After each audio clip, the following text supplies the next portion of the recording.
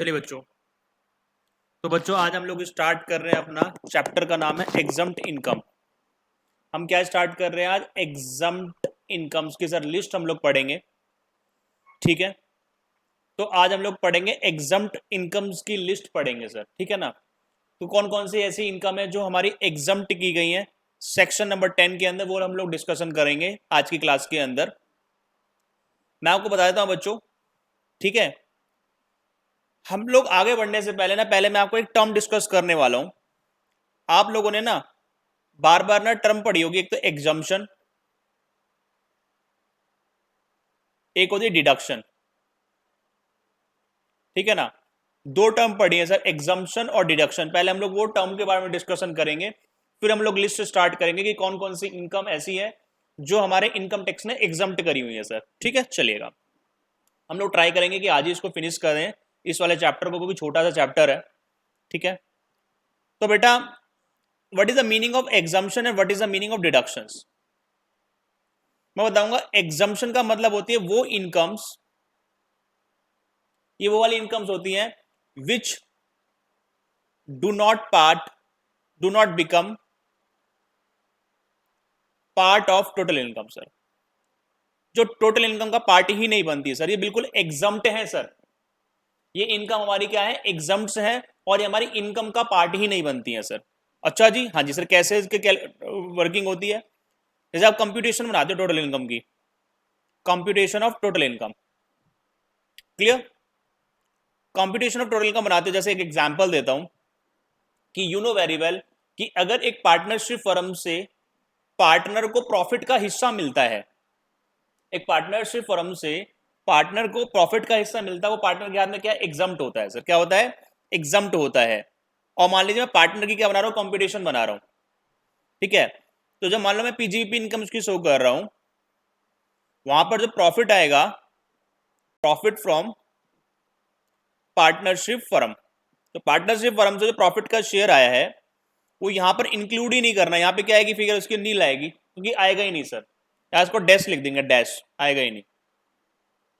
और जब जीटीआई निकालेंगे तो जीटीआई में इनकम इंक्लूड हुई नहीं सर, क्योंकि ये इनकम एग्जम्प्ट थी और हमने ऊपर कंप्यूटेशन में ही इसको डैश करके छोड़ दिया, नाम लिख दिया प्रॉफिट फ्रॉम पार्टनरशिप फर्म, यहाँ पे डैश लिख दिया। इसका मतलब जीटीआई में इंक्लूड ही नहीं किया। इसको बोलते हैं एग्जम्प्ट इनकम्स, जो हमारी जीटीआई में इंक्लूड नहीं होती सर, हमारी टोटल इनकम में इंक्लूड नहीं होती सर। क्लियर है बात सर? और वहीं पे अगर मैं डिडक्शंस की बात करूं, अगर मैं डिडक्शंस के बारे में बात करूं, डिडक्शन नॉर्मली चैप्टर 6A के अंदर हम लोगों ने पढ़ी थी। ठीक है, जैसे मान लीजिए आपके पास कोई इनकम कमाई और उस इनकम से आपने एलआईसी पॉलिसी का प्रीमियम पे कर दिया, तो वो इनकम तो आपकी जीटीआई में इंक्लूड है या नहीं है?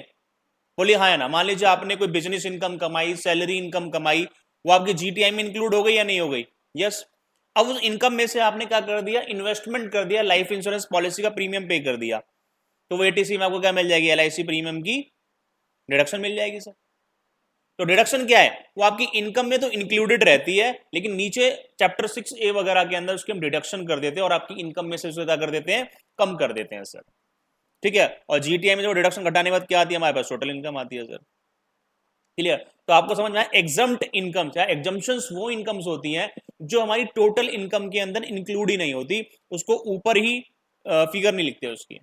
और डिडक्शंस वो हैं, वो उन इनकम्स की मिलती है जो पहले आपकी जीटीआई में इंक्लूड तो हुई, लेकिन बाद में उसको आपने इन्वेस्ट कर दिया, लाइफ इंश्योरेंस प्रीमियम पे कर दिया, मेडिक्लेम इंश्योरेंस पे कर दिया, बाद में उसकी डिडक्शंस मिल गई, तो उसको बोलते हैं अपन लोग क्या?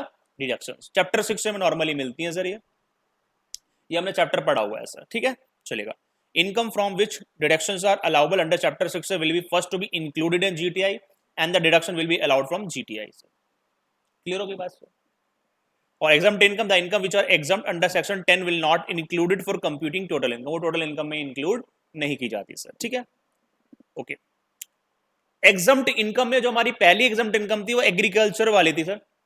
एग्रीकल्चर इनकम थी, जिसके लिए मैंने ऑलरेडी इसको डिस्कस किया हुआ, अलग से इसकी वीडियो बनाई हुई है। ठीक है, पहले ही हमने डिस्कस कर चुके हैं एग्रीकल्चर इनकम को, तो आज हम लोग एग्रीकल्चर इनकम के बारे में नहीं पढ़ेंगे सर। ठीक है, हम इसके अलावा मिसलेनियस एग्जम्पशंस के बारे में डिस्कशन करेंगे। ठीक है, चलिए हम यहां से पेज नंबर 7 से स्टार्ट करेंगे सर आज। ऊपर के 6 पेज हमने ऑलरेडी एग्रीकल्चर इनकम में डिस्कस किए हुए हैं, आप पहले यहां तक चेक कर लीजिए, फिर हम लोग बढ़ते हैं। देखिए स्टार्ट करें, आराम आराम से करो बेटा। वैसे तो ये ऐसा टॉपिक है बहुत सारे लोग तो कराते ही नहीं, कहते अपने रीड कर लो, क्योंकि यार इसमें कुछ समझाने वाली चीज नहीं है, बस बताने वाली चीज है कि ये वाली इनकम अगर आप कमा रहे हो तो एग्जाम्प्ट है, टैक्सेबल नहीं होगी, दैट्स ऑल। मेरे को समझाना नहीं है मेरे को। और इसमें से बहुत सारी चीजें ऐसी जो हमने ऑलरेडी डिस्कशन किया हुआ है, जो हम ऑलरेडी डिस्कस कर चुके हैं, इसमें बहुत सारी चीजें ऐसी हैं सर पहले चैप्टर्स में डिस्कस कर चुके हैं, ठीक है। जैसे एक एग्जांपल दे रहा हूँ, करें स्टार्ट एग्जाम्प्ट इनकम की लिस्ट, 5 पेज, 7, 8, 9, 10, 11, 12, 6 पेज पढ़ने से, ठीक है। चलिएगा, amount received by member from the income of the HUF. मान लीजिए एचयूएफ है, एचयूएफ ने इनकम कमाई, बोलो हाँ, उस पर टैक्स दे दिया एचयूएफ ने, यस, ये उसके बाद बैलेंस इनकम बच गई टैक्स देने के बाद। अब इस इनकम को मान लीजिए वो मेंबर्स को डिस्ट्रीब्यूट कर रहे हैं, मेंबर्स को बांट रहे, जो भी एचयूएफ के मेंबर हैं उनको ये इनकम बांटी जा रही है सर। अब मुझे बताइए ये इनकम जो मेंबर्स को बांटी जा रही है, तो इस इनकम को मेंबर के हाथ में क्या करेंगे, अब एग्जम्प्ट होगी सर। मेरे भाई जो एचयूएफ ने उस इनकम के ऊपर टैक्स दे दिया, तो डबल टैक्स मत करो, मेंबर से टैक्स मत लो उस इनकम के ऊपर, ठीक है। अगर एचयूएफ टैक्स दे चुकी है तो ये फर्दर मेंबर्स के हाथ में टैक्सेबल नहीं होगी, सेक्शन 10(2) के अंदर ये एग्जम्प्ट होगी सर, ठीक है। चलो लिखा पड़ा यहाँ पे, any sum receive by individual as a member of Hindu undivided family where such sum has been received out of the income of the family, family की इनकम से रिसीव किया है, या where such ठीक है फैमिली की income से मिला है, या where such sum has been received out of the income of impartible estate। impartible estate याद है ना आपको, जागीर, जो कि आज की डेट में बताया था ये किसकी प्रॉपर्टी बन चुकी है, एचयूएफ की। अब मान लीजिए उस इम्पार्टिबल एस्टेट से जो इनकम आ रही है उसके ऊपर भी एचयूएफ ने टैक्स पे कर दिया है, लेकिन अब उस इनकम को हम किसको बांट रहे हैं, मेंबर्स को बांट रहे हैं, तो मेंबर्स के हाथ में क्या होगी, ये एग्जम्प्ट होगी सर, ठीक है। तो इम्पार्टिबल एस्टेट जो फैमिली की है, और उस इम्पार्टिबल एस्टेट से अगर आपको इनकम रिसीव हो रही है उस पर एचयूएफ को, और एचयूएफ ने उसके ऊपर टैक्स पे कर दिया है, और टैक्स पे करने के बाद जो बच रहा है वो मेंबर्स में बांटा जा रहा है, तो मेंबर्स के हाथ में एग्जम्प्ट होगा सर। Is it clear? तो क्रक्स क्या निकला, एचयूएफ की अगर इनकम है तो एचयूएफ ने उस पर टैक्स पे कर दिया, टैक्स पे करने के बाद जो बचा हुआ अमाउंट मेंबर्स में बांटा जा रहा है, तो मेंबर्स के हाथ में वो अमाउंट क्या होगा, एग्जम्प्ट होगा, दैट्स ऑल। सेक्शन 10(2) देख लीजिएगा।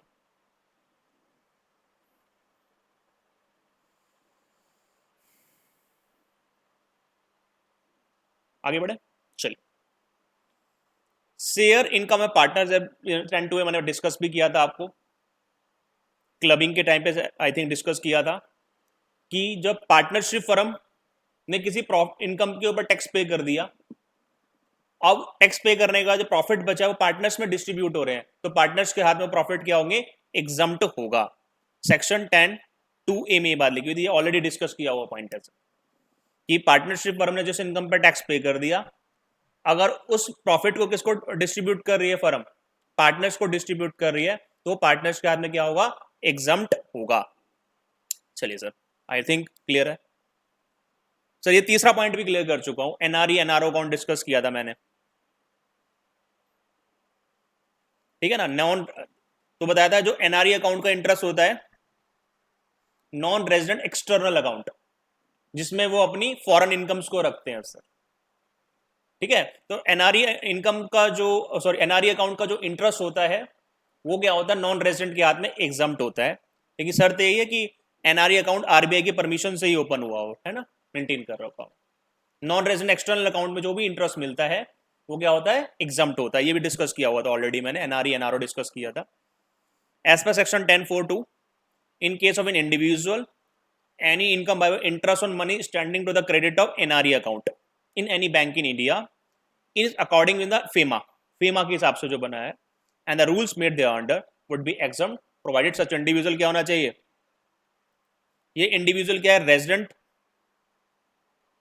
आउटसाइड इंडिया, मतलब नॉन रेजिडेंट हो एज पर फेमा, और who has been permitted by the RBI to maintain such account, या फिर उसको या तो फेमा के हिसाब से नॉन रेजिडेंट हो या उसको परमिट किया हो आरबीआई ने, आरबीआई ने उसको या तो परमिट किया हो, तो वो उसमें जो एनआरई अकाउंट में हमारा इंटरेस्ट मिल रहा है वो आपका क्या होगा, एग्जाम्प्ट होगा सर। क्लियर? ये तो मैंने ऑलरेडी डिस्कस किया था, एनआरई अकाउंट में जो भी इंटरेस्ट मिलता है वो हमारा क्या होगा, एग्जाम्प्ट होता है। ठीक है,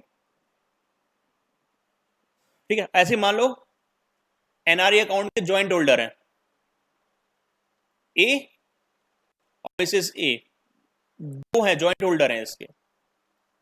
अब इस वाले एनआरई अकाउंट में इंटरेस्ट मिल रहा है, फिर भी एग्जाम्प्ट होगा, नॉट टैक्सेबल, लेकिन कुछ शर्तें होती हैं वो सेटिस्फाई कर देना। The benefit of exemption under section 10(4)(2) will be available to such joint account holders, joint account holders को भी ये बेनिफिट अवेलेबल होगा, यू डोंट वरी। ठीक है, तो तीन बातें क्लियर हो गई। एचयूएफ से प्रॉफिट का हिस्सा एग्जाम, पार्टनरशिप से पार्टनर को प्रॉफिट का हिस्सा एग्जाम, एनआरई अकाउंट में जो पैसा मिला है, पड़ा है उसका जो इंटरेस्ट है वो भी एग्जाम, लेकिन फीमा के हिसाब से रूल फॉलो करने पड़ेंगे, और नॉन रेजिडेंट के लिए एग्जाम होगा ओनली। ठीक है, चलिए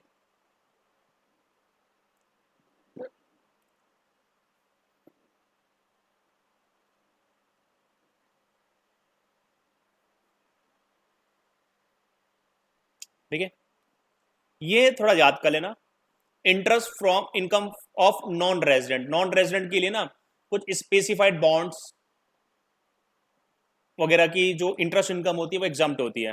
देखो लिखा हुआ है, interest on specified securities bonds including premium on redemption. मान लो रिडेम्पशन इशू किया था 100 रुपए में, रिडीम हो रहा है 110 रुपए में, 10 रुपए एक्स्ट्रा मिल रहा है नॉन रेजिडेंट को, of such bonds is exempted in the hands of non resident.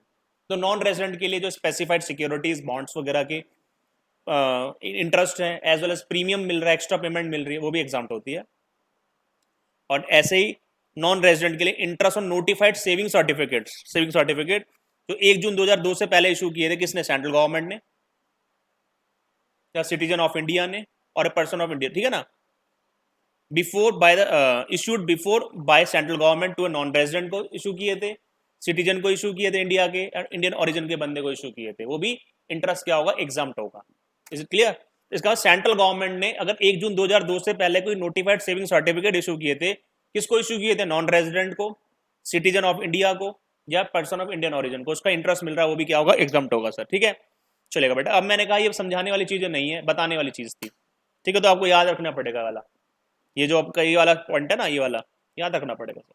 या तो वैसे सब कुछ ही रखना, ऊपर वाला भी एनआरई अकाउंट का इंटरेस्ट एग्जाम्प्ट होता है, ये सब मैंने ऑलरेडी डिस्कस भी किया हुआ था, लेकिन ये फर्स्ट टाइम ही पढ़ रहे हो, है ना, कि नॉन रेजिडेंट के पास कोई आपका स्पेसिफाइड सिक्योरिटीज बॉन्ड है, उसका प्रीमियम या इंटरेस्ट है वो एग्जाम्प्ट है। ऐसे ही अगर सेंट्रल गवर्नमेंट ने 1 जून 2002 से पहले कोई नोटिफाइड सेविंग सर्टिफिकेट इशू किए हैं नॉन रेजिडेंट को, सिटीजन को या इंडियन ओरिजिन के पर्सन को, उसका ब्याज भी एग्जाम्प्ट होगा। चलिए, ये तो कोई दिक्कत नहीं है, ये वाला थोड़ा याद रख लेना, ये वाला समझते हैं। ठीक है, अगला वाला यहाँ तक एक बार चेक कर लो, रीड मार लो।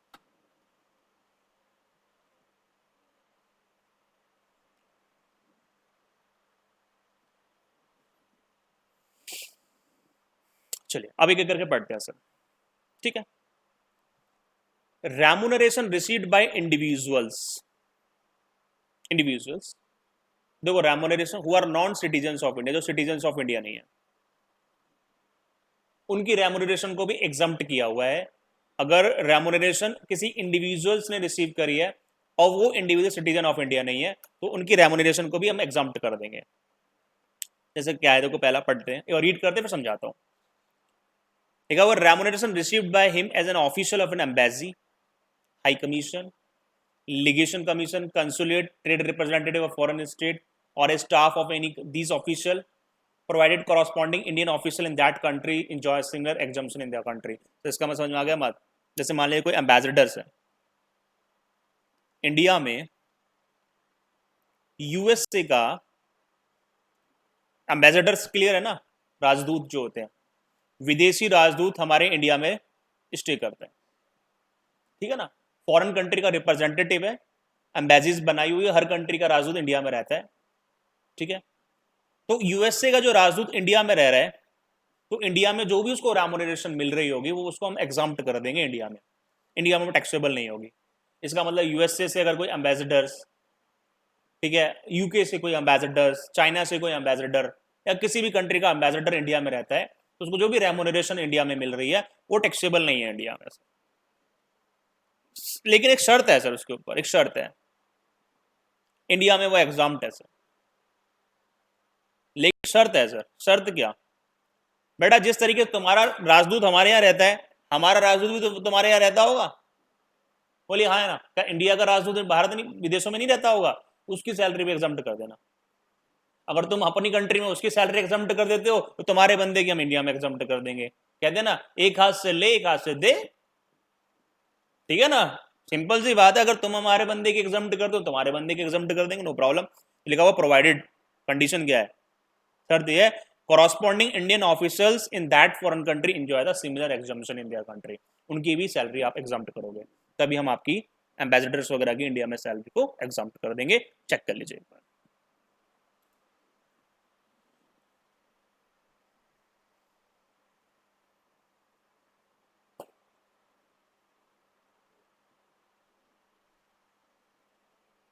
चलिए ठीक है, क्लियर हो गया, पहला पॉइंट क्लियर हो गया रेम्यूनरेशन वाला। दूसरा देखते हैं सर। मान लीजिए सर कोई फॉरेन एंटरप्राइज है, ठीक है ना,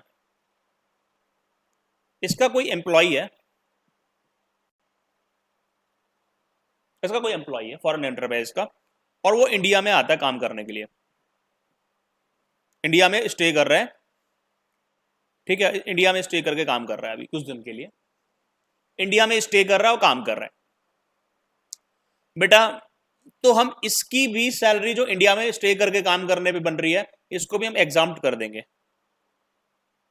समझ आने वाला? कोई फॉरेन कंपनी है, इंटरप्राइजेस है, उसका कोई एम्प्लॉय है, इंडिया में स्टे के दौरान काम कर रहा है, वह सैलरी कमा रहा है, इस सैलरी को भी बोला गया हम एग्जाम्प्ट कर देंगे। लेकिन शर्तें पता है क्या है? शर्त क्या है कि ये बंदी इंडिया में उसका कोई बिजनेस प्रोफेशन नहीं है, ये विदेशों में काम करती है, इंडिया में इसका कोई बिजनेस प्रोफेशन नहीं है इस फॉरेन एंटरप्राइजेस का। नंबर 2, ये एम्प्लॉय 90 दिनों से ऊपर नहीं रहता। मैक्सिमम कितने दिन स्टे करेगा इंडिया में? 90 से ऊपर ना रहे। 90 से ऊपर रुका तो भैया हम टैक्सेबल कर देंगे। 90 दिन मैक्सिमम इसकी मियाद है, 90 से ऊपर इंडिया में ना रुके। तो तीसरी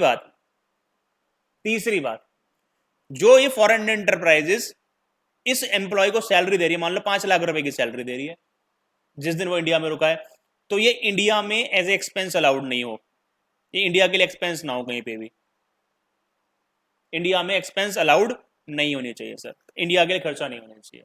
इसका मतलब जैसे मान लीजिए इस फॉरेन एंटरप्राइजेस की कोई इंडियन इनकम भी है तो उसमें से एज ए डिडक्शन नहीं मिलनी चाहिए ये। अगर वहां से डिडक्शन मिल रही है तो बेटा एम्प्लॉय को टैक्स कर देंगे हम। इंडिया में कहीं पे भी सैलरी के खर्चे की डिडक्शन नहीं मिलनी चाहिए किसी भी इंडियन इनकम टैक्स के अंदर, किसी भी जगह पे इंडिया में सैलरी की छूट ना मिले। नॉर्मली क्या होता है, मैं इंडिया में बिजनेस कर रहा हूं, मैंने 1 करोड़ की सेल किया, 80 लाख के परचेज का, 20 लाख का जीपी आ गया। अब 20 लाख के जीपी से मैं 12 लाख की सैलरी अपने एम्प्लॉयज को पे करूं तो मेरी 8 लाख की इनकम बचती नहीं बचती? एग्जाम्पल छोटा सा, 1 करोड़ की सेल, 80 लाख का परचेज, 20 लाख का जीपी, 20 लाख के जीपी में से मैंने मान लो 12 लाख की इंडिया में सैलरी पे करी है, तो डिडक्शन मिल गई नहीं मिल गई? मेरा इनकम कितना हुआ? 8 लाख, 8 लाख में मुझे टैक्स पे करना है। लेकिन ऐसा इस केस में ना हो, इस केस में ऐसा ना हो कि वो जो सैलरी है वो कहीं छूट मिल रही हो, डिडक्शन मिल रही हो, इनकम को कम करने में हेल्प कर रही हो फॉरेन एंटरप्राइजेस की, ऐसा ना हो। समझ में आ रही है बात? इसकी इंडिया में कोई छूट नहीं मिलेगी इस खर्चे की फॉरेन एंटरप्राइजेस को, तभी हम एम्प्लॉयज के हाथ में क्या करेंगे? एग्जम्प्ट करेंगे। इसका मतलब लिख सकते हो हिंदी में, इस सैलरी का कि फॉरेन एंटरप्राइजेस को कोई छूट ना मिले, तो कोई छूट ना मिले किसी भी जगह। अगर उसने कहीं इसको खर्चा कम करने में, इनकम डेट इज इनकम कम करने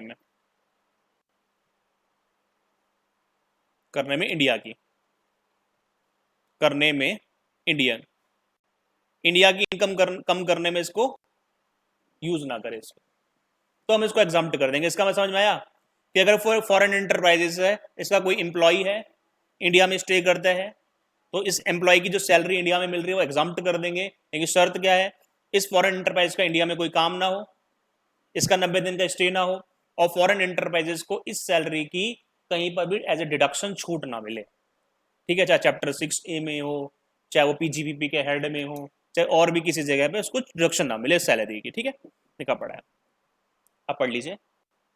Remuneration received in as employee of a foreign enterprise for such service rendered by him during his stay in India, provided the foreign enterprise is not engaged in business profession में ना हो, his stay does not exceed 90 days, 90 days से ऊपर ना हो, maximum 90 days हो सकता है, and such remuneration is not liable to be deducted from the income of the employer under this act. This act का मतलब इनकम टैक्स एक्ट इंडिया वाला। ठीक है, कहीं भी डिडक्शन ना मिल रही है उसकी। ठीक है, चेक कर लीजिए एक बार।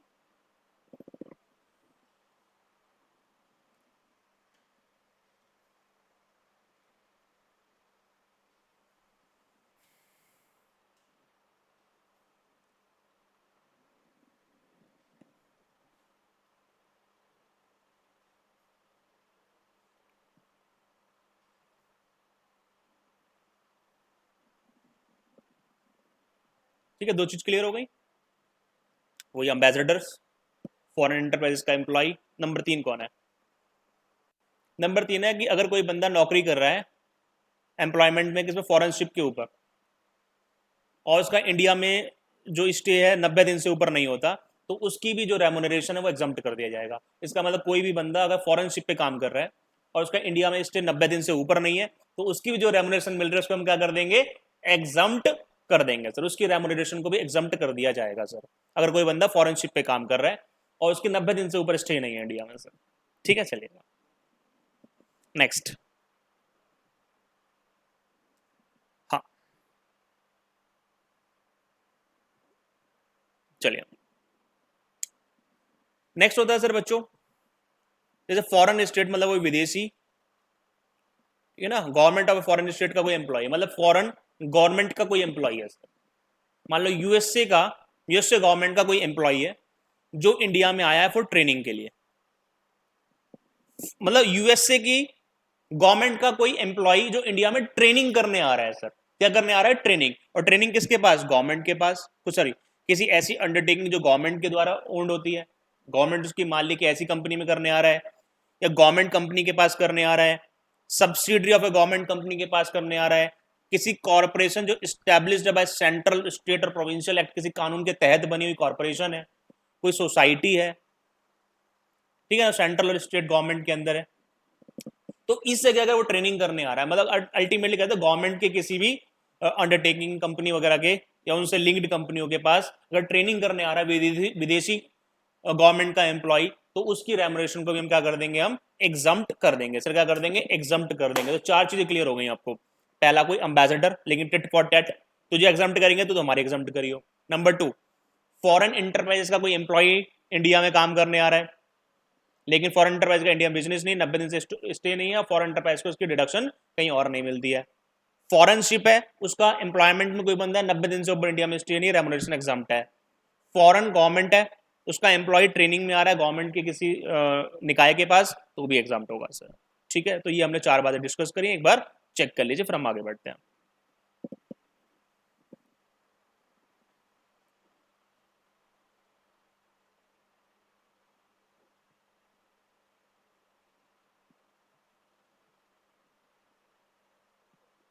चलिए, बड़े बेटा,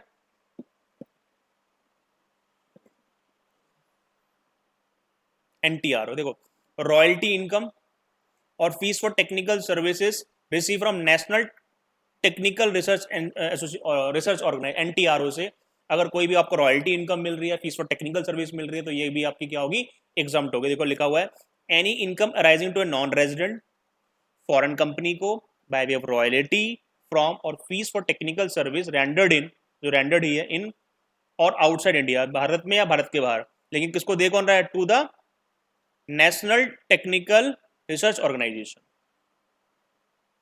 ठीक है ना,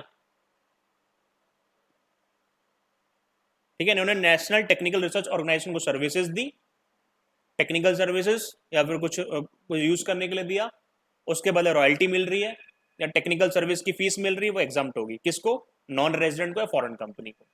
ठीक हो गई बात? चेक कर लीजिएगा। अच्छा एक और बात सुनिएगा, भोपाल गैस विक्टिम्स पहले भी आया था सर, भोपाल गैस में जो कांड हुआ था उसमें आग वाग लग गई थी, वहां पर जो विक्टिम्स को जो पैसा मिला वो एग्जाम्प्ट होता है सर, पहले भी डिस्कस किया था। Any payment made to person under Bhopal gas leak disaster act के तहत और any scheme framed thereunder will be fully exempt sir. ठीक है, तो जो भी भोपाल गैस विक्टिम्स को जो भी पैसा मिला वो सारा का सारा एग्जाम्प्ट है। लेकिन इसमें एक छोटी सी बात डिस्कस करनी है सर, कर लें? सुनिएगा, मान लीजिए I am a Bhopal gas victim, Bhopal gas का विक्टिम है सर, बीजीवी, ठीक है, भोपाल गैस विक्टिम है। उस गैस विक्टिम में इसकी एसेट लॉस हो गई 10 लाख रुपए की, उसकी इसने डिडक्शन भी ले ली, कहीं इनकम को कम करने में डिडक्शन ले ली। डिडक्शन समझ में आ गया ना आपको? पीजीबीपी के अंदर कहीं पर भी उसने उसकी डिडक्शंस ले ली। अब इस पैसे की अगर उसको रिकवरी हो रही है, जो डिडक्शन ले ली अब उसकी रिकवरी हो रही है, चाहे कहीं से भी हो रही हो, नाउ इट इज टैक्सेबल। तुम छूट ले चुके हो उस 10 लाख के लॉस की, अब वो रिकवरी हो रहा है तो अब टैक्सेबल है सर। लिखा हुआ how payment made to an SSC in connection with the Bhopal gas leak disaster to the extent it has been allowed as deduction under that, जो डिडक्शन मिल गई है on account of any loss, loss की form में, damage cost की form में, वो exempt नहीं होगी। अरे मेरे भाई तुमने इसकी डिडक्शन ले चुके हो भैया, अब उसकी रिकवरी हो रही तो उसको टैक्स करो, है या नहीं? हाँ, अगर तुम्हें डिडक्शन नहीं मिली होती फिर रिकवरी होती है तो हम इसको टैक्स नहीं करते, लेकिन बेटा तुमने उसकी क्या ले ली है? डिडक्शन ले चुके हो सर, अब रिकवरी हो रही है तो ना उसको टैक्स करो सर। ठीक है, चलिए, ये था भोपाल गैस विक्टिम। तो सेम प्रोविजन जनरल में भी आ गया। Compensation received account of disaster, कोई भी डिजास्टर से अगर आपको वो मिल रहा है तो वो एग्जाम्प्ट होगा, लेकिन शर्त वही है कि अगर कोई डिडक्शन मिल गई है, डिडक्शन होने के बाद रिकवरी हो रही है तो वो टैक्सेबल होगी। ये बात यहीं लिखी हुई, देखो लिखा हुआ है एनी अमाउंट रिसीव्ड और रिसीवल from the central government, state government, local authority by individual और इज लीगल हायर, मतलब मर गया तो उसके लीगल हायर को मिला है। Compensation on account of any disaster, ठीक है, कंपनसेशन मिला डिजास्टर के कारण, except the amount received or receivable to the extent such individual or legal hire has been allowed as deduction under this act on account of any loss damage caused by such disasters। Clear? Clear, चलिएगा, तो ये disaster वाली बात clear हो गई sir.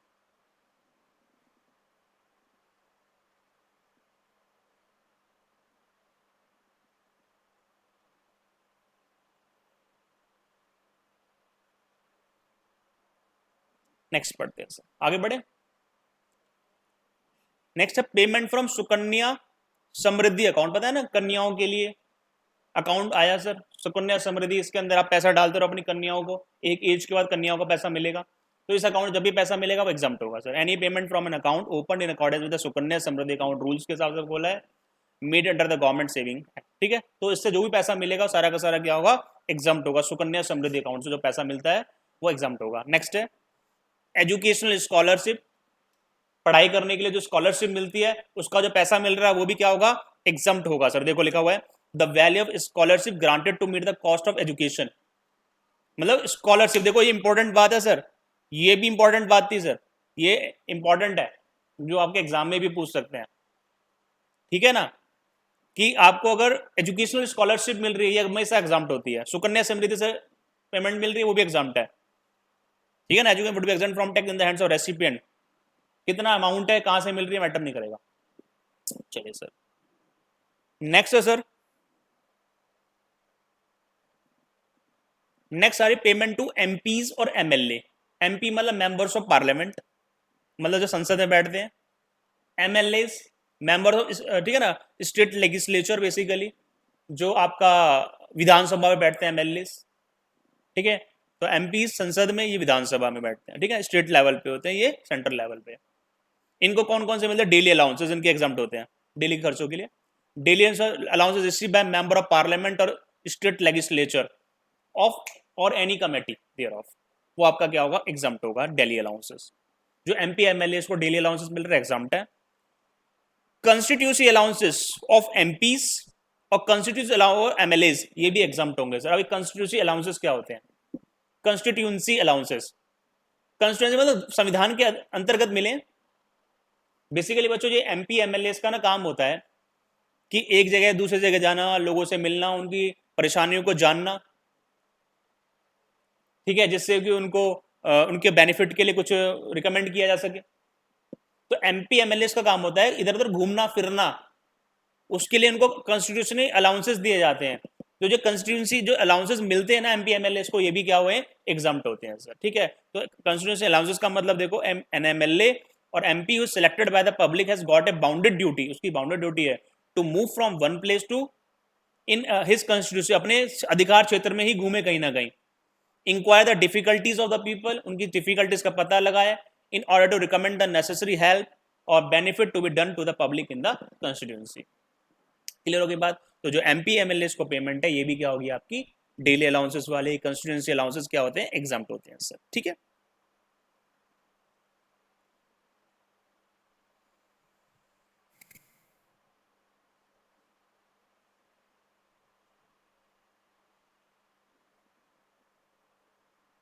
ठीक है, चलिएगा नेक्स्ट है sir, award for literary scientific and artistic work and other award by the government. अगर गवर्नमेंट अवार्ड दे रही है आपको, कौन सा अवार्ड दे, लिटरेरी के ऊपर दे रही है, साइंटिफिक काम के ऊपर, आर्टिस्टिक वर्क किया, उसके ऊपर कोई अवार्ड मिल रहा है, तो जो अवार्ड मिल रहा है कैश में मिले चाहे काइंड में मिले, वो अवार्ड का पैसा क्या होगा, आपका एग्जाम्प्ट होगा सर।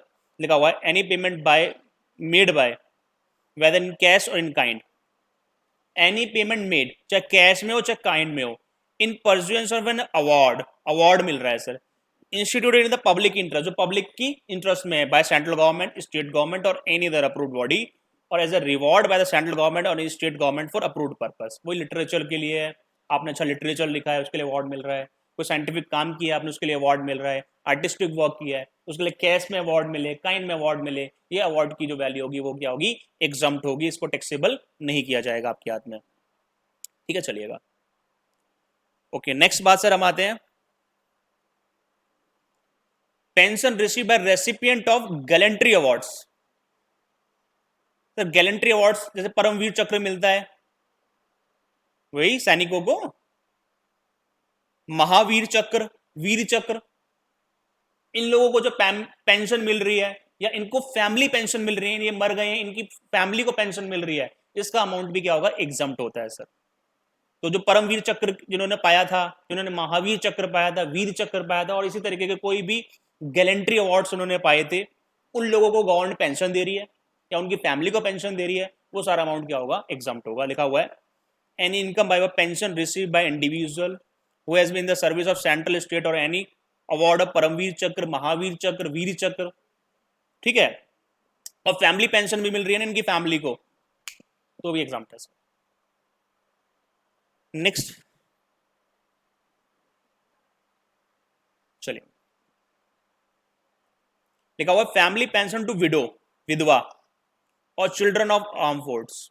आर्म फोर्स समझ में आ गया वही अपनी, family pension receive by widow, widow को मिली, चिल्ड्रन को मिली और नॉमिनेटेड हेयर्स को मिली of a member of the arm force including paramilitary force of the union central government की, where the death of such member has occurred in the course of operational duties, मतलब काम करते करते उनकी death हो गई, in such circumstances subject to such condition as be prescribe. समझ में, इनकी फैमिली पेंशन भी इन लोगों की क्या होगी, एग्जम्प्ट होगी, इनकी विडोज को, चिल्ड्रंस को, आर्म फोर्स की जो पेंशन मिल रही है, अगर वो ड्यूटी करते करते, युद्ध करते करते उनकी डेथ हो जाती है, तो उनको क्या मिलेगा सर, जो पेंशन मिल रही होती है फैमिली पेंशन, वो क्या होती है, एग्जम्प्ट होती है सर। चलिए पहले यहाँ तक देख लीजिए, फिर आगे बढ़ते हैं।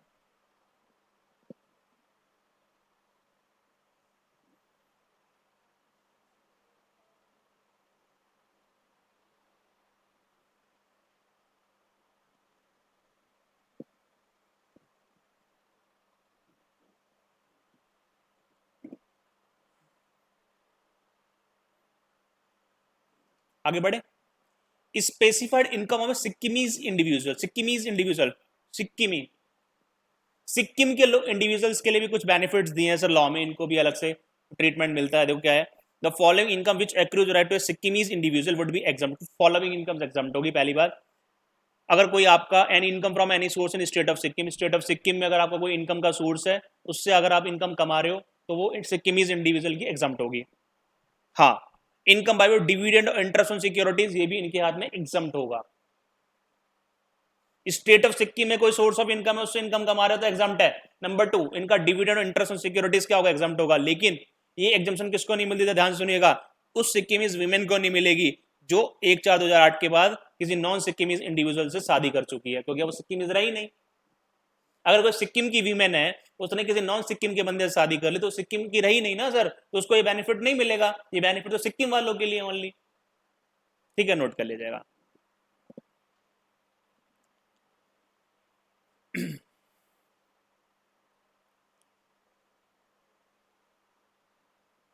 टी बोर्ड से सब्सिडी मिली है सर। टी बोर्ड होता है कि चाय की जो बुशेस होती है ना, उसको रिप्लांटेशन के लिए सब्सिडी देता है।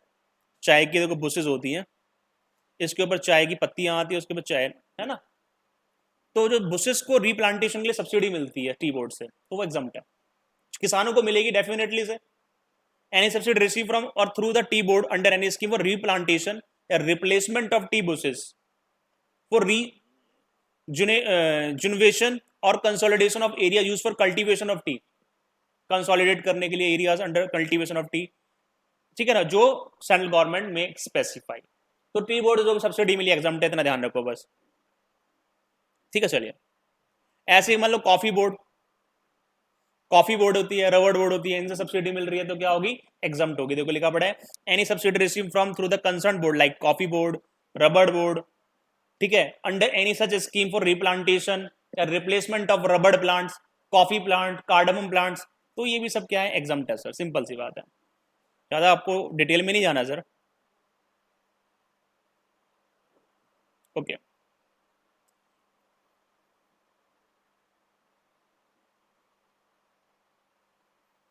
देख लीजिए। आपको बताया था सर, म्यूचुअल फंड होते हैं। म्यूचुअल फंड से आप मान लीजिए मैंने म्यूचुअल फंड लिए हुए हैं, इस कंपनी ने मुझे डिविडेंड दिया, डिविडेंड क्या होगा, एग्जाम्प्ट होगा सर, लिखा पड़ा है। Any income other than income on transfer, मतलब कैपिटल गेन वाली छोड़ दो, कैपिटल गेन वाली को तो हम कैपिटल गेन चैप्टर में पढ़ के आए हैं। Any income on the following units, income receive in respect of the units of mutual fund, वही डिविडेंड मिलेगा। म्यूचुअल फंड में डिविडेंड मिलता है मेरे भाई। Income receive in respect of unit from administration of specified undertaking defined in the unit, UTI से, UTI का अगर म्यूचुअल फंड है उसका भी dividend. Income receive in respect of unit from the company पे यूटीआई ट्रस्ट, ठीक है ना, ये बेसिकली म्यूचुअल फंड का डिविडेंड आपका एग्जाम्प्ट होता है, ये बात ध्यान रखना। 1035 में बोला हुआ है, जो म्यूचुअल फंड कंपनियां आपको डिविडेंड पे करती हैं, उस डिविडेंड को एग्जाम्प्ट करेंगे सेक्शन 1035 के अंदर सर। तो सर मैंने मिसलेंस जितनी भी सारी डिस्कस कर ली, एक लास्ट सेक्शन रह गया मेरे पास, सेक्शन 10A, एक बार ऊपर तक चेक कर लीजिए, फिर हम लोग उसको डिस्कस करते हैं सर। ठीक है, चलिए।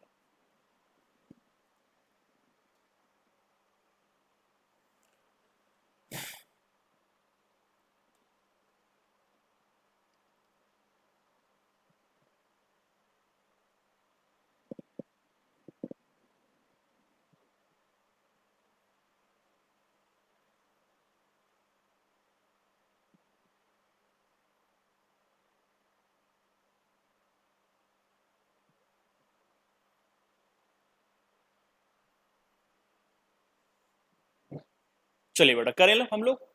चलिए बेटा, हम स्टार्ट कर रहे हैं sir, tax holiday for the units, मतलब कोई ऐसी इंडस्ट्री जो स्टैब्लिश है कहाँ पे, special economic zone, that is एसईजेड्स में बनाई है। तो कोई special economic zone basically specified areas होते हैं। अगर आप यहाँ पर अपनी इंडस्ट्री स्टैब्लिश करते हो तो आपको टैक्स हॉलीडेज मिल रहे हैं सर, कुछ टाइम के लिए आपको टैक्स ही नहीं देना पड़ेगा अपनी इनकम से। अच्छा सर, हाँ, तो सर देखें क्या बेनिफिट है स्पेशल इकोनॉमिक जोन में अपने यूनिट्स को स्टैब्लिश करने के लिए, क्या बेनिफिट्स मिलते हैं। तो बेनिफिट्स मिलेंगे किसको, ऑल एसएसएस को मिलेंगे, चाहे वो इंडिविजुअल हो, चाहे एचयूएफ हो, चाहे एओपी हो, चाहे बीओवाई हो, चाहे एजेपी हो, चाहे कुछ भी हो, सबको मिलेंगे अगर वो स्पेशल इकोनॉमिक जोन में यूनिट्स लगाते हैं। शर्तें क्या है, शर्तें क्या है, आप ऑन्टरप्रीनर होना चाहिए, जो एसईजेड के हिसाब से ऑन्टरप्रीनर होना चाहिए, जो एसईजेड का जो लॉ है उसके हिसाब से ऑन्टरप्रीनर हो, और अंडरटेकिंग बिगिन, या तो कर चुकी है स्टार्ट, या बिगिंस, या कर रही है मैन्युफैक्चरिंग, प्रोडक्शन, आर्टिकल और थिंग, या सर्विस प्रोवाइडर हो। कब से, 1/4/2005 से लेकिन 31 मार्च 20 तक, इस बीच के अंदर अपना आपको काम करना है, मतलब 31 मार्च 20 तक आपको काम चालू करना है। सर्विस प्रोवाइडिंग का, मैन्युफैक्चरिंग का, ट्रेडर नहीं, मैन्युफैक्चरिंग या सर्विस प्रोवाइडिंग। आपको जो बिजनेस स्टैब्लिश करना है, बिजनेस स्टैब्लिश करना है, वो न्यू बिजनेस होना चाहिए, बिल्कुल नया। ये नहीं कोई पुराना को रीस्ट्रक्चर कर रहे हो, स्प्लिट कर रहे हो, नहीं, बिल्कुल नया बिजनेस आपको ऐसी जेड में स्टैब्लिश करना है, ठीक है, बिल्कुल नया बिजनेस। लेकिन हाँ, कुछ केसेस में बोला गया पुराना बिजनेस भी चलेगा। वैसे तो आपको बोला गया नया बिजनेस चालू करो ऐसे जेड के अंदर 1/4/2005 से 31 मार्च 20 के बीच में, नया बिजनेस। लेकिन कुछ केसेस में बोला गया पुराना बिजनेस भी चलेगा। सर वो देखें कौन कौन से केसेस हैं। पहला, बेटा, the business of an industrial undertaking carried on India is discontinued, आपका बंद कर दिया था पहले आपने। In any previous year by way of reason extensive damage हुआ था, आपको डिस्ट्रक्शन हुआ था, any building, machinery, plant, furniture by assessee being used for the business purpose. समझ में आ रही है? आपका बिजनेस ना पहले बंद हो चुका है, मतलब किसी साल में आपका बिजनेस क्या हुआ था, मान लीजिए यहाँ पर आपका बिजनेस बंद हो गया। अब आप इस बिजनेस को स्टार्ट कर, ये बिजनेस बंद पता है क्यों हुआ था? आपको डैमेज हुआ था एक्सटेंसिव, आपकी बिल्डिंग डिस्ट्रॉय हो गई थी, मशीनरी डिस्ट्रॉय हो गई थी। सब क्यों? क्योंकि फ्लड आया था, टाइफन आया था, hurricane, cyclone, earthquake, other convulsion of nature हुए, रियॉट, दंगे हो गए, सिविल डिस्टर्बेंस, एक्सीडेंटल फायर लग गई, एक्सप्लोजन, फट गया, एक्शन बाय एनिमी, किसी शत्रु ने, दूसरी कंट्री ने हमारे ऊपर एक्शन लिए, या action taken in कम्बेटिंग an enemy, या हमारी कंट्री ने किसी शत्रु को खदेड़ने के लिए एक्शन लिए, जिसके कारण आपकी बिल्डिंग वगैरह सब डिस्ट्रॉय हो गई थी। इस कारण से आपको इस साल अपना बिजनेस बंद करना पड़ा। किस कारण, समझ में आ गया? Flood, typhoon, riot, accidental fire, explosion, दुश्मनों से खदेड़ना, ठीक है ना, इन सब के कारण आपका बिजनेस क्या हुआ था, आपकी एसेट्स वगैरह डिस्ट्रॉय हो गई थी, और जिसके कारण आपको बिजनेस क्या करना पड़ा था, बंद करना पड़ा था। लेकिन आप उस बिजनेस को दोबारा स्टार्ट कर रहे हो, पुराना बिजनेस ही है इसका मतलब, लेकिन उसको रीस्टैब्लिश कर रहे हो। लेकिन कब? Before the expiry of 3 year from the end of the previous year in which such damage was cost. मान लीजिए आपको, आपने बिजनेस बंद किया था 31 मार्च, आपने किया था 1 जनवरी 2008 को बिजनेस बंद कर दिया था। कब बंद कर दिया था आपने बिजनेस अपना? 1 जनवरी 2008। ये फाइनेंशियल क्लोज कब होता है? 31 मार्च 2008 को। आपको 3 सालों के अंदर अंदर आपने अगर अपनी बिजनेस स्टार्ट कर दिया तो भी हम मान लेंगे कि पुराना बिजनेस है बेशक, लेकिन इसको नया मान लेंगे 3 सालों के अंदर। दैट इज 9, 10, 11, 31 मार्च 11 से पहले पहले अपना बिजनेस चालू कर दो। इसका मतलब जिस साल आपका रियॉट हुआ, दंगे हुए, जिसके कारण आपका बिजनेस बंद हुआ, जिस दिन, उसके फाइनेंशियल ईयर के एंड से, उस फाइनेंशियल ईयर के एंड से 3 सालों के अंदर अंदर आपको बिजनेस क्या करना, दोबारा चालू करना, तो हम बेशक मान लेंगे आपने नया बिजनेस चालू किया। ठीक है, तो अल्टीमेटली करना तो नया बिजनेस है, लेकिन कुछ केस में पुराना मान लिया। समझ में आ गया क्यों? रियट वियट्स के कारण आपका बिजनेस बंद हो गया था, लेकिन आपने बिजनेस फिर 3 सालों के अंदर ओपन कर लिया। ओके ओके, तो पहली बात, आप एंटरप्रीन्योर हैं एसईजेड के हिसाब से, 1/4/2005 से 31 मार्च 20 के बीच में नया बिजनेस चालू कर रहे हैं, कुछ केस पुराना भी कर सकते हैं। वहां पे क्या लगा रहे हैं? New plant and machinery, business भी नया, मशीनरी भी नहीं, नई, बिल्कुल नई लगानी है sir. Such undertaking should not be formed by transfer of machinery plant previously use for any purpose. पुराना नहीं होना चाहिए, सब नया होना चाहिए। लेकिन हाँ, कुछ पुरानी चलेगी, कुछ पुरानी अलाउड है। क्या क्या देखो, a plant and machinery is deemed to have a new asset if the following condition satisfy. बोला गया बेशक ये चीजें पुरानी है, लेकिन इसको हम नया मान लेंगे। कौन कौन सी चीज? Such plant and machine imported in India, अगर विदेश से इंपोर्ट करके लाए हो, पुरानी चीज विदेश से इंपोर्ट करके लाए हो, तो हम इसको नया मान लेंगे। इसका मतलब विदेशी चीज को ये नया मान रहे हैं। इंपोर्ट करके लाए हो इंडिया में विदेश से, तो बेशक पुरानी, लेकिन क्या मान लिया गया? नया। अरे मेरे भाई, हाँ। Number 2, such asset had not been allowed under this act to any person, मतलब डेप्रिसिएशन ना मिला हो आपको, विदेश से इंपोर्ट करके लाए हो, उस पर आपने डेप्रिसिएशन क्लेम ना किया हो, और the assessee was the first user of such asset in India, और इंडिया में आप पहली बार यूज कर रहे हो। इसका मतलब कोई विदेशी एसेट इंपोर्ट करके लाए हो आप, और फर्स्ट यूजर आप हो, आप मतलब एसईजेड वाले, और पहले कभी डेप्रिसिएशन नहीं लिया, पहले डेप्रिसिएशन क्लेम नहीं किया इंडिया में, ये कंडीशन सेटिस्फाई करो आप। कि विदेशी एसेट ला रहे हो इंपोर्ट करके और यूज फर्स्ट टाइम आप ही कर रहे हो, आप कौन, एसईजेड वाले बंदा यूज कर रहा है और उस पर आज तक डेप्रिसिएशन क्लेम नहीं हुआ उस पर इंडिया में, समझ में आ रही है बात, और ये एसएससी आप फर्स्ट यूजर हो उसके, तो इसको हम नई एसेट ही मान लेंगे विदेशी एसेट को। अच्छा हाँ जी। और नंबर 2, पुरानी एसेट भी अलाउड है सर, कितनी अलाउड है, मतलब total value the old plant and machine transfer the new business does not exceed 20% of total value the plant and machinery, मतलब टोटल वैल्यू का 20% तक पुरानी भी अलाउड है। जैसे एग्जांपल दे रहा हूं, आपने न्यू ली 90 की, ओल्ड है 20 की, टोटल कितनी 110 की, टोटल मशीनरी इतनी की हो गई, इसका 20% डेट इज 22 लाख तक पुरानी प्लांट एंड मशीनरी अलाउड है, 22 लाख तक, और आपने कितनी लगाई है ओल्ड ओनली 20, तो आप एलिजिबल है, तो आप एलिजिबल है ये वाला बेनिफिट लेने के लिए। इसका मतलब टोटल जो प्लांट एंड मशीनरी है 110 की, इसका 20% तक पुरानी मशीनरी अलाउड है, total value of plant and machinery का 20% तक पुरानी अलाउड है सर। लेकिन इस वाली को तो न्यू ही मानते हैं, इंपोर्टेड वाली को तो न्यू ही मानते हैं। अगर पुरानी इंपोर्ट करके लाई हो, आप फर्स्ट टाइम इंडिया में यूज कर रहे हो, ठीक है, पहले कभी डेप्रिसिएशन क्लेम नहीं किया, इसको तो न्यू ही मानते हैं। लेकिन जो पुरानी एक्चुअल में जिसको पुरानी मान रहे हैं वो कितनी अलाउड है, 20% ऑफ टोटल वैल्यू अलाउड है। ओके, समझ में आ गई बात। तो मैंने क्या कहा, ये आपको कुछ टैक्स हॉलीडेज दे रहे हैं कुछ सालों के लिए अगर आप एसईजेड में यूनिट्स लगा रहे हैं, लेकिन शर्त क्या, आप एंटरप्रेन्योर हैं, एंटरप्रेन्योर है एज पर एसईजेड के हिसाब से एंटरप्रेन्योर है, 1/4/2005 से मार्च 20 तक लगाया हो, नया बिजनेस लगाया हो, हाँ बिजनेस बंद हो गया था किसी कारणों से और उसको 3 सालों के अंदर रीस्टैब्लिश करो चलेगा, ठीक है। न्यू मशीनरी ला रहे हो, पुरानी ला रहे हो तो मैक्सिमम 20% तक ला रहे हो, और एक 5वीं कंडीशन बोली गई है, एक चार्टर्ड अकाउंटेंट से रिपोर्ट भी बनवा लेना 56F के अंदर। हाँ भैया, ठीक है ना, must be filed with the return of income certified deduction has been correctly claimed. जो 10A की डिडक्शंस हैं वो सही से आपने क्लेम करी नहीं करी है, उसके लिए सीए की रिपोर्ट भी चाहिए होगी 56F फॉर्म के अंदर, फॉर्म 56F के अंदर सीए की रिपोर्ट भी आप दोगे सर।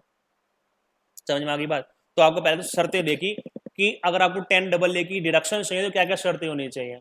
आप एसईजेड के हिसाब से एंटरप्रेन्योर हैं, आपने 1/4/2005 से मार्च 20 के बीच में काम स्टार्ट किया, सारा नया बिजनेस स्टार्ट किया, पुराना बिजनेस कुछ केस में लाइक आपका कुछ डिस्ट्रॉय वगैरह हो गई थी एसेट्स कुछ कारणों से, और वापस 3 साल के अंदर रिस्टैब्लिश कर रहे हो, नई मशीनरी यूज कर रहे हो, पुरानी कब यूज कर सकते हो 20% तक, और रिपोर्ट सीए की चाहिए होगी कि आपने डिडक्शन सही से क्लेम करी है। अच्छा जी हाँ, तो आपको डिडक्शन कितनी मिल रही है जरा चेक करो, बहुत अच्छी डिडक्शन मिलती है बेटा, बहुत अच्छी डिडक्शन है यहाँ पे, पूरा का पूरा प्रॉफिट एग्जाम्प्ट है। देखो फॉर द फर्स्ट 5 ईयर्स, जब से बिजनेस स्टार्ट किया फर्स्ट 5 ईयर्स में जितना प्रॉफिट कमा रहे हो multiply by ET divide by TT,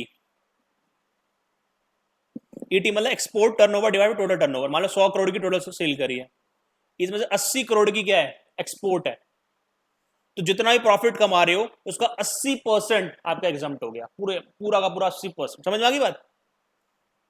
और अगर आपने 100 करोड़ की पूरी एक्सपोर्ट करी है तो टोटल टर्नओवर भी 100 करोड़ की, एक्सपोर्ट टर्नओवर भी 100 करोड़, जितना का जितना प्रॉफिट कमा रहे हो पूरा का पूरा प्रॉफिट 5 साल तक एग्जाम्प्ट है, इसके ऊपर कोई टैक्स देने की रिक्वायरमेंट नहीं है, कोई भी रिक्वायरमेंट नहीं है। लिखा हुआ है for the first year from the date of commencement of operation profit of the business of the undertaking divide by export turnover divide by total turnover, पहले 5 साल का। उसके नेक्स्ट 5 ईयर्स तक एक्सपोर्ट टर्नओवर का 50% प्रॉफिट अलाउड डिडक्शन मिलेगा, मतलब 50% taxable, 50% छूट not taxable.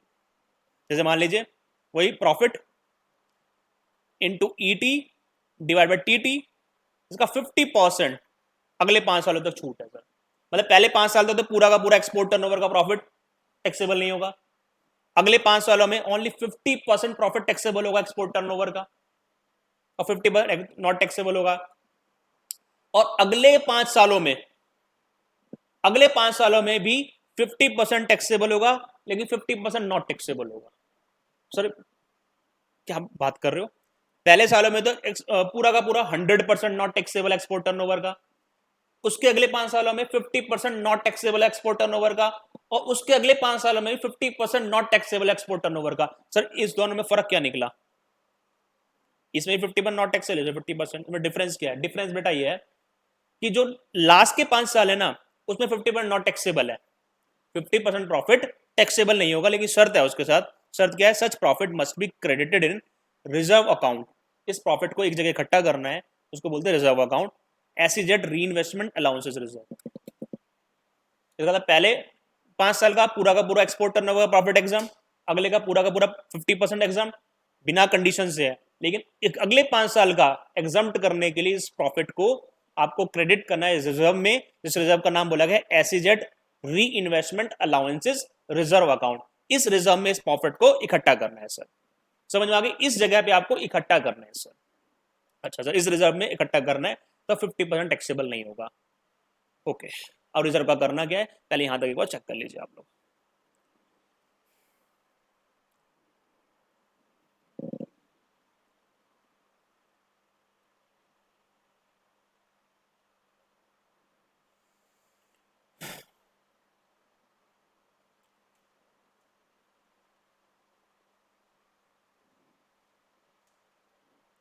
ठीक है, पहले 100% एक्सपोर्ट टर्नओवर एग्जाम, अगले 5 साल 50% एग्जाम, और उसके अगले साल बाद 50% एग्जाम, लेकिन वो कहाँ रखना है आपको?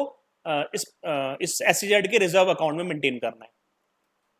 सर रिजर्व का पैसा लगाना कहाँ पे? रिजर्व बना तो दी, रिजर्व का करना क्या है? बोला गया है इस रिजर्व का पैसा यूज करना है for the purpose of acquiring new machinery और प्लांट। नई मशीनरी पर लेनी है उससे, which is first put to use before the expiry, जिसको यूज भी करना है मशीनरी को period of next 3 year following the previous in which the reserve was created. इसका मतलब आपने मान लीजिए 16-17 में रिजर्व बनाया, 16-17 में रिजर्व बनाया, इस पैसे को कब तक यूज करना है आपको? 17-18, 18-19, 19-20, 3 साल के अंदर इस पैसे को यूज कर देना है नई मशीनरी लेने के लिए। समझ आगे बात? इस पैसे को 3 साल तक, ठीक है ना, which is first put to use before the expiry period of 3 years following the previous year in which the reserve was created. जिस साल में रिजर्व बना है उसको 3 सालों के अंदर इस पैसे को यूज करना नई मशीनरी लेने के लिए। अच्छा हाँ जी, तो 3 साल तक इस पैसे का क्या करना है जब तक मशीनरी नहीं ले रहे? देखा पड़ा है, until the acquisition of new machinery और plant such reserve can be utilise, को यूज कर सकते हो for any purpose of the business, business के किसी पर्पज के लिए आप यूज कर सकते हो ऑफ द अंडरटेकिंग, लेकिन other than distribution by way of dividend. लेकिन डिविडेंड नहीं बांटोगे सर, प्रॉफिट नहीं बांटोगे sir. For remittance outside India as a profit, विदेशों में प्रॉफिट नहीं बांटोगे sir. For creation of any asset outside India, कोई विदेशों में एसेट नहीं आप बनाओगे सर। इसका मतलब आप किसी भी बिजनेस पर्पज के लिए यूज कर सकते हो इस पैसे को 3 साल तक, जब तक आप नई मशीनरी नहीं ले रहे, लेकिन किस लिए यूज नहीं करोगे? डिविडेंड नहीं बांटोगे, प्रॉफिट नहीं बांटोगे, विदेशों में नहीं भेजोगे, विदेशों में एसेट्स नहीं बनाओगे सर। इसको यूज करोगे इंडिया में, इंडिया में यूज करोगे, बिजनेस के लिए यूज कर सकते हो 3 साल तक। Okay, the prescribed particulars in form 56FF have been furnished by the assessee in respect of new machinery, plant along with the return of income for the assessment year relevant to the previous year in which such plant was first put to use। समझ में आ रही है बात? इसके particular जो नया plant machinery लोगे ना 3 सालों के अंदर अंदर, इन सब के पर्टिकुलर्स आपको फॉर्म 56FF के अंदर रिटर्न के साथ देने भी पड़ेंगे आपको।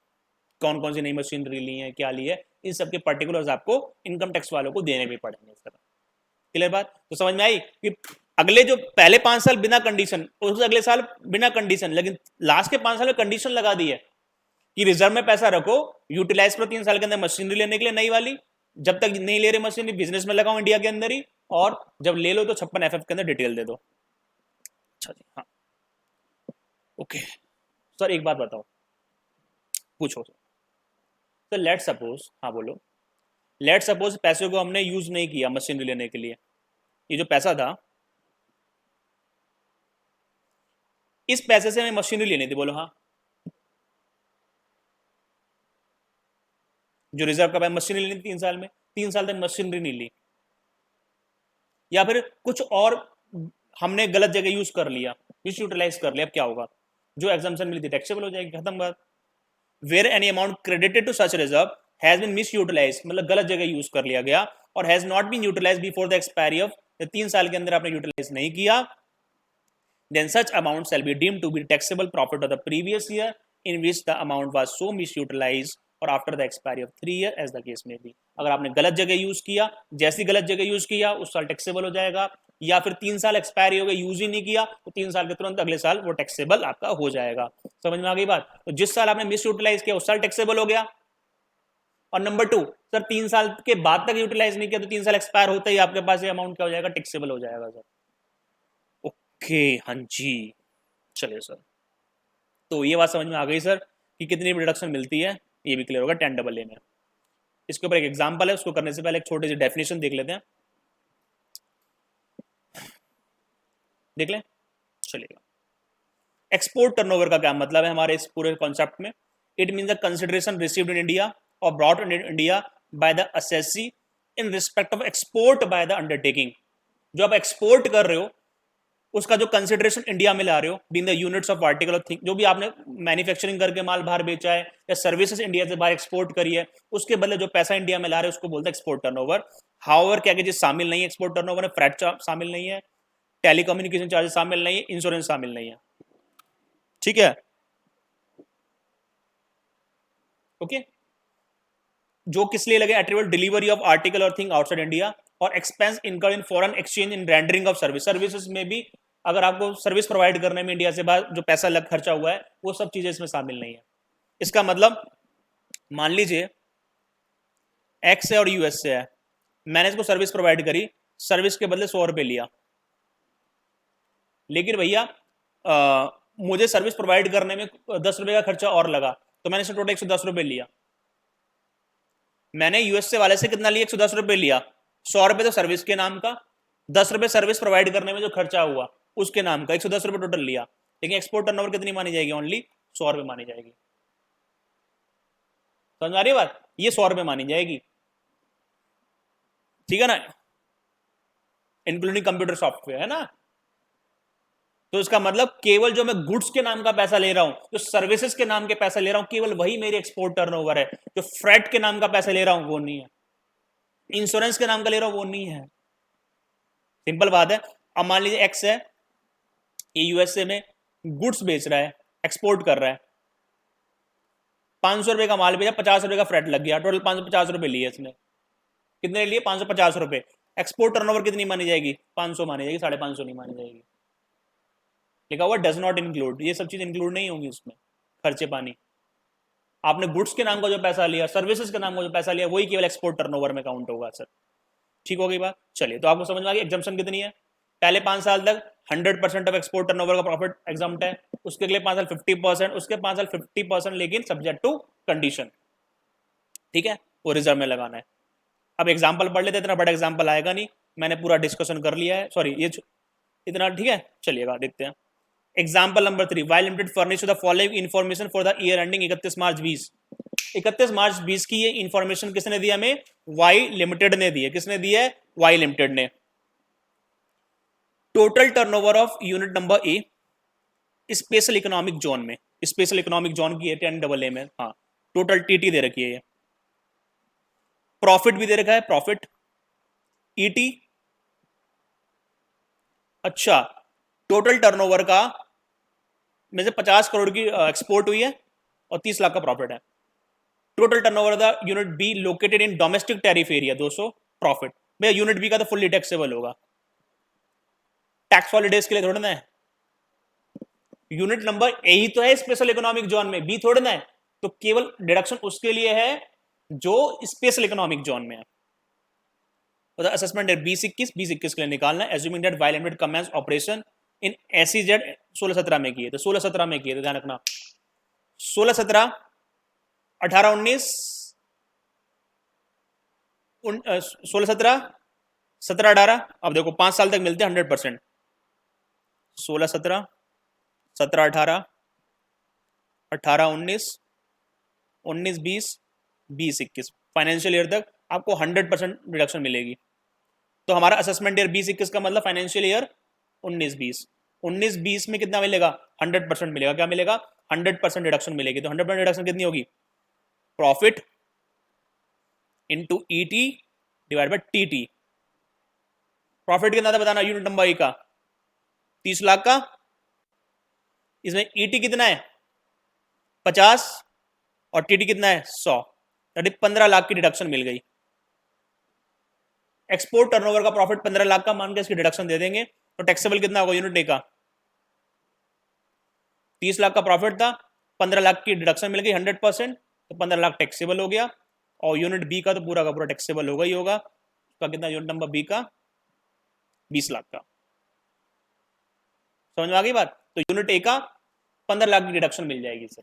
प्रॉफिट इनटू ईटी, केवल एक्सपोर्ट टर्नओवर जितना है उतना प्रपोर्शनेट आपको डिडक्शन मिलती है। और पहले 5 सालों में इसका 100% है, तो उसका 100% से मल्टीप्लाई करेंगे तो सीधी सी बात है 15 लाख ही आएगा, है ना। 30 lakh into ET divide TT का 100% करेंगे तो कितना आएगा? 15 लाख ही आएगा। तो 15 लाख की डिडक्शन मिल गई, तो टैक्सेबल कितना हुआ? 30 लाख में से 15 लाख की डिडक्शन मिल गई, तो टैक्सेबल कितना हुआ?